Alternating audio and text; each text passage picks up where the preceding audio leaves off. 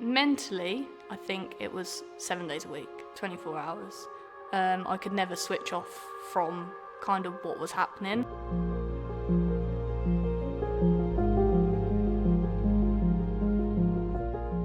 My sister Anne was diagnosed before me after several years of having the condition. It's fair to say that Libby, in the 5 years after university, did put her life on hold. She had great plans to move in another part of the country, and we were aware of it, but actually it wasn't until after Anne parted that we realised what things she put on hold. I planned to finish uni and move to Brighton to start kind of life there, but when we found out she was ill, that I just forgot about that. Like, I don't think I ever remember thinking about why I did it.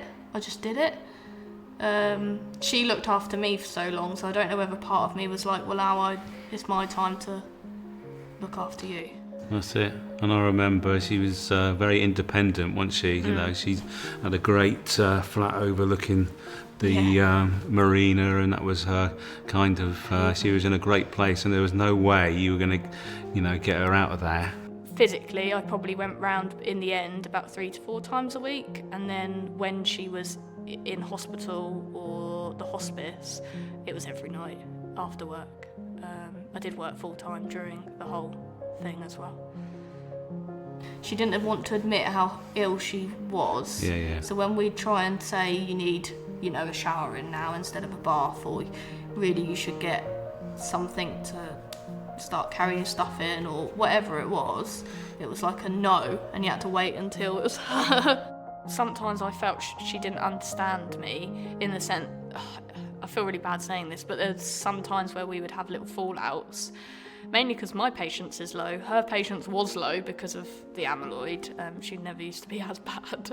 And then we'd snap, and that would hurt the most. And instead of me saying how I felt, instead I would just wait a couple of hours and then ring, and it would be normal. And I think it's important to say how you feel, definitely, for them to understand and to work together with that. We had the conversations that she was always conscious that she didn't want you there 7 days a week, and you needed your time and stuff. And she was aware that you curtailed your plans, which she was always conscious of. And it's funny though, because we didn't talk about it. Yeah, well, she talked to me about it. We were pretty useless adults in sharing that with your kids and grandkids.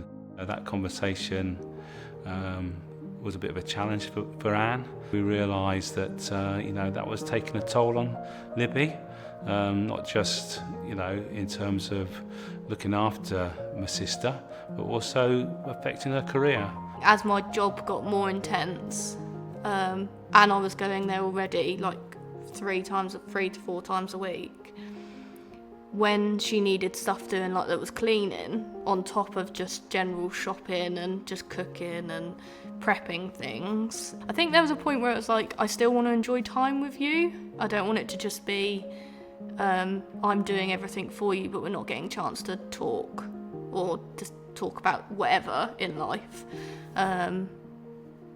And then when she needed more like actual cleaning, not just organising and sorting, because I like organising, that's when it got a lot. And my dad and his wife, I think they knew something wasn't quite right with me anymore. And I guess you'd call her my stepmom, is quite, she likes to get the answer, which is good, obviously. And she said, like, it's okay to say, you can't do it all. But I was still cleaning until we found someone that could do it. And then when we did, it was just that relief for me. Whenever I mentioned I felt guilty or anything to anyone, everyone would always say, you did so much, you couldn't have done any more. But for me, I wanted to be able to do absolutely everything. Like, it wasn't a matter of tiredness or anything. Like, I didn't care about those things. I just wanted to make sure that every part of her while she was ill was as comfortable or as easy as it could be. During the time that I looked after Nan, I never really felt like a carer. It wasn't a caring role, as in a care worker. It was she's my nan and I'm going to look after her how she looked after me. As much as everyone else can give you advice and tips on what they think if you're doing too much or anything, you've got to go with your heart. Otherwise you will regret not doing those things. I know my sister was very grateful, but really proud that Libby was there for her, and it's something as siblings we're eternally grateful and proud of what Libby done in that time.